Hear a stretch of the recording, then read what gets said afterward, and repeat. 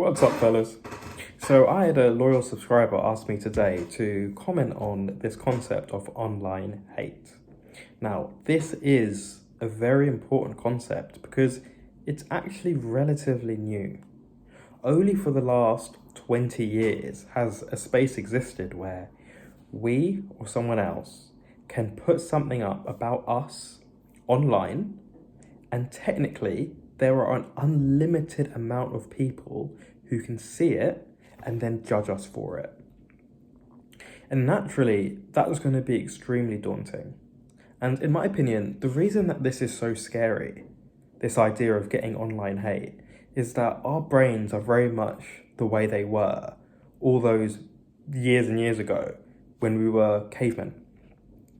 And the idea of getting hate from our fellow man makes us feel like we are not part of the tribe, that we've been ostracized and we're not accepted as part of the group.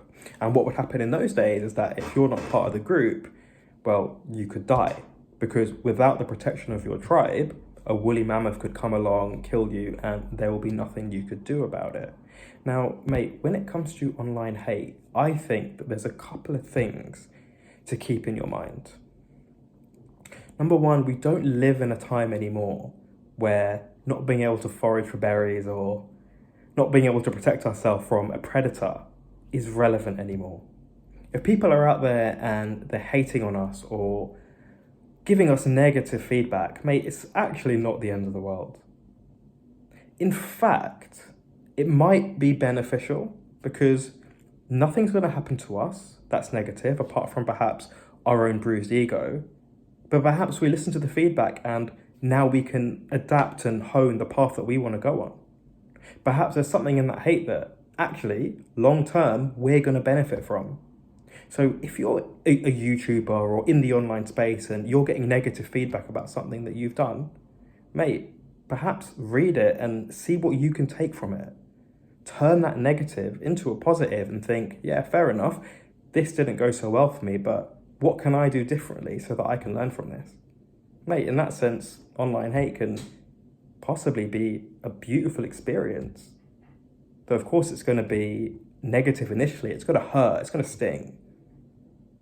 Sometimes the best moments come from when we've really knocked down that far and we're hurting, we bounce back up. Secondly, mate, I want you to think about online hate and actually not take it to heart too much. Don't take it too personally. And don't let yourself be too brought down by it. Think about guys like Barack Obama, Shaquille O'Neal, and David Cameron. 3 celebrities that just came to my head just now. But the point I want to make is that, can you imagine any of those 3 men engaging in YouTube arguments?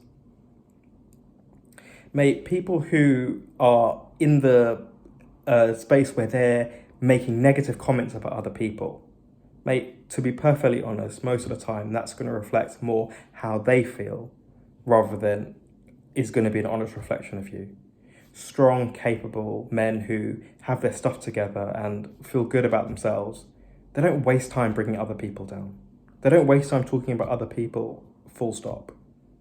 So don't worry about it too much. Fair enough, someone might write a horrible comment or make an observation about your appearance.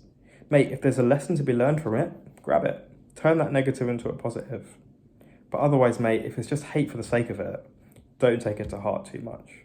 It's very unlikely that the person sitting behind a screen is somebody who you would take advice from anyway. So don't worry about it too much. Mate, I hope those 2 things helped.